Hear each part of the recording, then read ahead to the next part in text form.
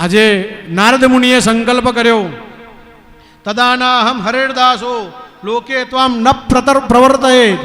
હે માં, તમે ચિંતા ના કરશો, હું ગેહે ગેહે જને જને લોક લોકની અંદર ઘટ ઘટની અંદર ઘરે ઘરે તમારો વાસ હું કરાવડાવીશ. અને જો વાસ ના કરાવડાવતો દાસ પુત્ર નારદ નહીં. અને નારદ મુનિની ભક્તિ કેવી છે? દાસ્ય ભાવ છે. નવધા ભક્તિ જ બતાવી. શ્રવણમ કીર્તનમ યસ્ય સ્મરણમ પાદ સેવનમ.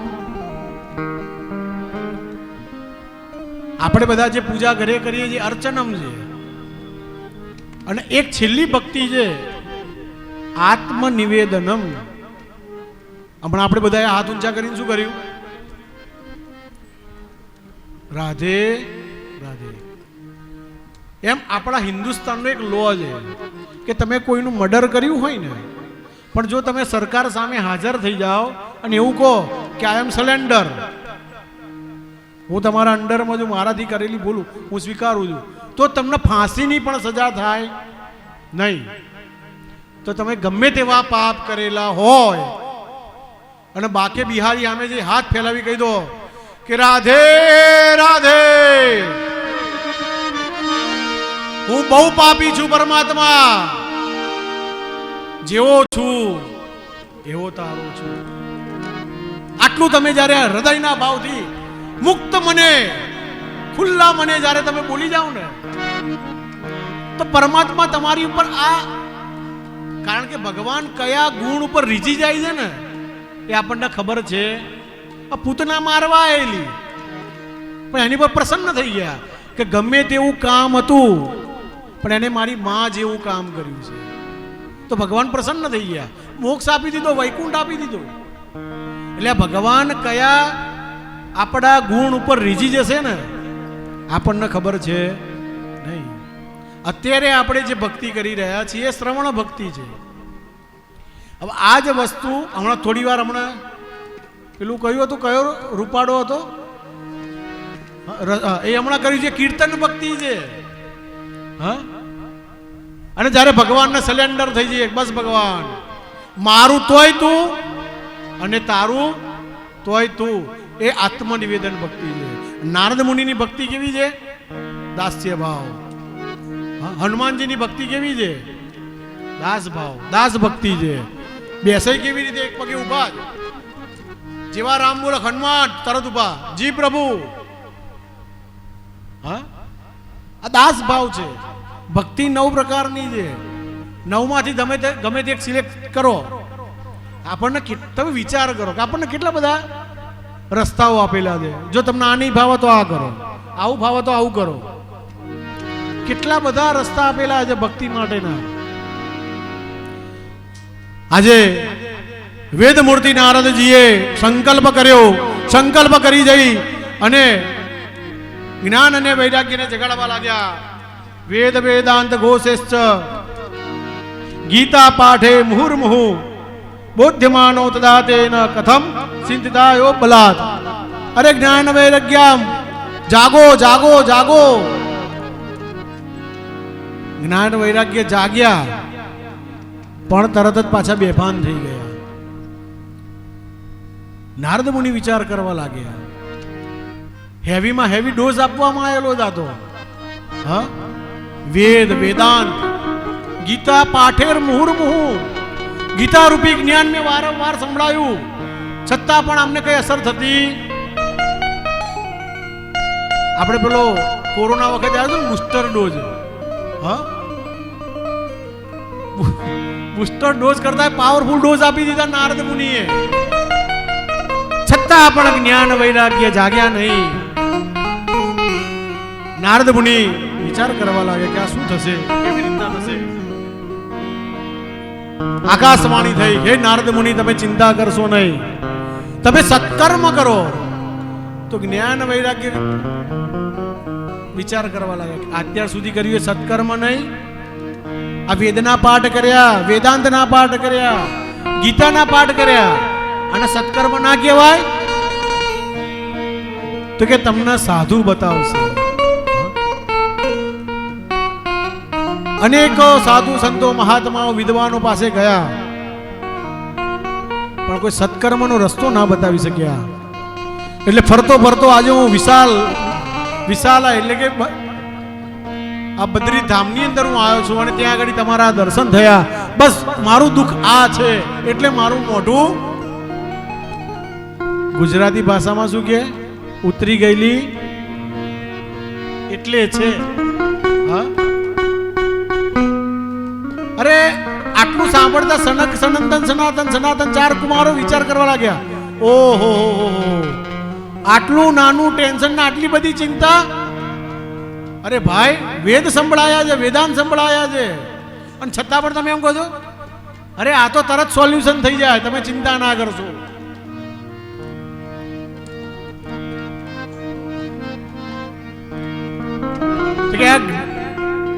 તમારા માટે નાનું છે, મારા માટે બહુ મોટું છે. અને આ આજે તકલીફ મેં જે પાઠ કર્યા, જ્ઞાન વૈરાગ્યને જગાડ્યા, પણ જાગે છે પાછા સૂઈ જાય છે, ઉઠતા નથી. તો શું કરશું? ત્યારે સનક સનંદન સનાતન ભાઈઓ કહે છે શ્રીમદ ભાગવતાલાપત તત્કથમ બોધમેષ્યતિ તત્કથા સૂત વેદાર્થ શ્લોકે શ્લોકે પદે પદે. અરે હે નારદ મુનિ, તમે જે વેદ સંભળાવ્યા, વેદાંત સંભળાવ્યા, જે ગીતા સંભળાવી, આ બધાનો નિષ્કર્ષ ભાવ ભાવાર્થ આ બધો શ્રીમદ ભાગવતા લાપ, આજે શ્રીમદ ભાગવતની જે કથા છે એની અંદર મૂકવામાં આવેલો છે. નારદ મુનિ કહે છે કે આ વેદની ભાગવતજીની અંદર આ વેદના જ અર્થ છે. તમે વેદ સંભળાયો તો કેમ જાગૃત અવસ્થાની અંદર ના આયા? વેદ સંભળાયા પછી તો જાગૃત થવા જોઈએ ને, જ્ઞાન અને વૈરાગ્ય. તો કેમ ના થયા? ત્યારે સનકાદી ચાર ભાઈઓ સમજાવે છે કે જેવી રીતે આમ્ર ફલમ એટલે કે આમ્ર એટલે કે કેરી બહુ જ મીઠી હોય, સુંદર હોય, કોઈને કેરી ખાતા ખાતા સ્વાદ આવી જાય, આહા શું મસ્ત કેરી છે, લાવો ને ચલો હવે કેરી નહીં ખાવી, સીધી દાડ જ ખાઈએ, પાંદડા ખાઈએ, તો એનો સ્વાદ આવે ખરો? આંબાનું ઝાડ હોય અને એની ડાળકી લઈને ચાવા માંડો, કેરીનો સ્વાદ આવે ખરો? ના આવે.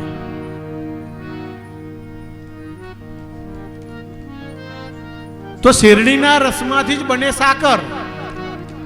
તો હવે આપણને અત્યારે પાછો ચાનો બીજી વખતનો ટાઈમ થયો એટલે ચાનું ઉદાહરણ આપી દઉં. ચા બનાવવા મૂકો, તમે ગેસ ચાલુ કર્યો, તપેલી મૂકી, બેનો પાણી મૂકે પધરાવે જ અંદર.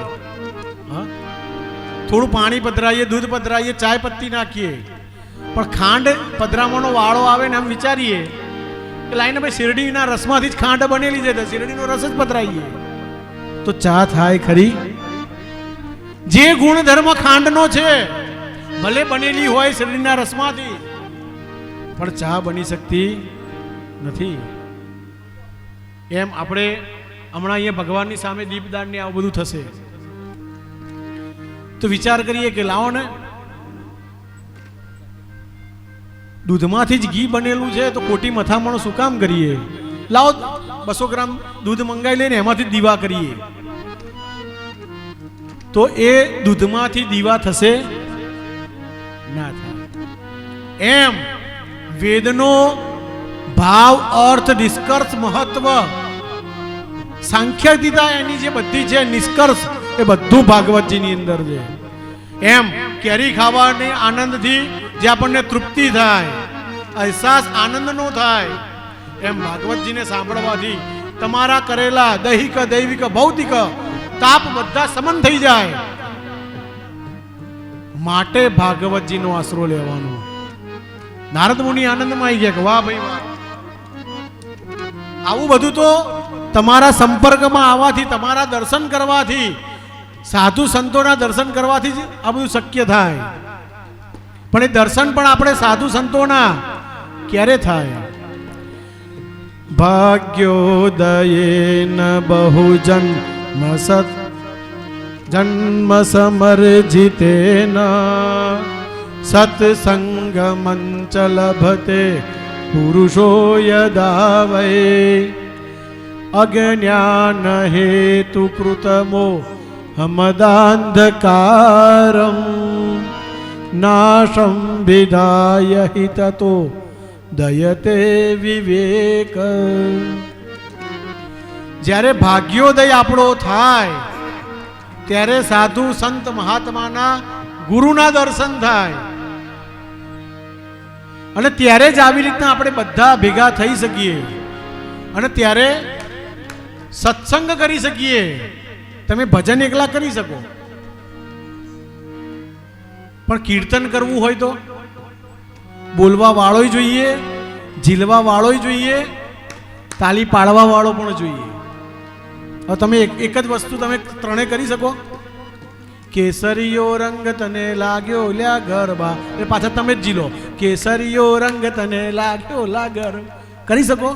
This is a not possible. Possible is the only our all mediator. જ્યારે ભગવાન નારાયણ મીડિયેટર બને અને જ્યારે આપણે બધા ભેગા થઈએ અને જ્યારે બે હાથની તાલી પાડી અને જ્યારે તમે ધૂન કરો ત્યારે આ સત્સંગ થાય અને આ કીર્તન થાય. એમને એમ કીર્તન થાય નહીં. કીર્તન માટે તો જોઈએ જ. અને આ ક્યારે થાય? આ બધું સુલભ કઈ રીતે થયું? ભાગવત કથા શું આ જયભાઈની ઈચ્છા હતી એટલે થઈ રહી છે કથા? ના, ભગવાન નારાયણને એવું થયું કે ના, હવે હું આની ઉપર કૃપા કરું. ત્યારે પોતાના મનની અંદર સારો વિચાર આવ્યો. ઉમદા વિચાર, સારો વિચાર ક્યારે આવે સમજજો. એ તમારા પિતૃઓની કૃપા હોય ત્યારે આવે અને તમારી પર જ્યારે દેવ કૃપા થયેલી હોય ત્યારે જ તમને આવો ઉમદા સારો વિચાર આવી શકે. બાકી આવો વિચાર આવે નહીં. ત્યારે આ ભાગ્યોદય થાય, ત્યારે આવી રીતના આપણે બધા ભેગા થઈ શકીએ. આવા સંતો મહાત્માઓ આપણા ત્યાં આવી શકે અને સત્સંગ કરી શકીએ. અને જ્યારે સત્સંગ કરીએ ત્યારે શું કરવું? વિવેકનો ઉપયોગ કરી. વિવેક એટલે વિવેકનો ઉપયોગ કરી અને આપણા મનને સમજાવવું. તુલસીદાસ ગોસ્વામી મહારાજ પોતાના મનને સઠ કહે છે. અરે ઓ સઠ, જો તને ખબર છે કે રામ નામ લેવાથી આટલી બધી મજા આવે, આનંદ આવે, તો તું રામ નામ લે. વિવેક રૂપી હથોડો મારવો મન ઉપર. મનને ક્યાંય જવા દેવું નહીં કે ચાનો ઉભરો આવ્યો જશે, થોડી વારમાં આવશે. હા, આ મનને પોતાના કંટ્રોલમાં રાખવું. અને જ્યારે આ તમે કરતા થઈ ગયા ત્યારે રામ કૃપા બિન સુલભ ન સોય. સરળ રીતે ભક્તિ થાય, બધું જ પ્રાપ્ત તમને થઈ જાય.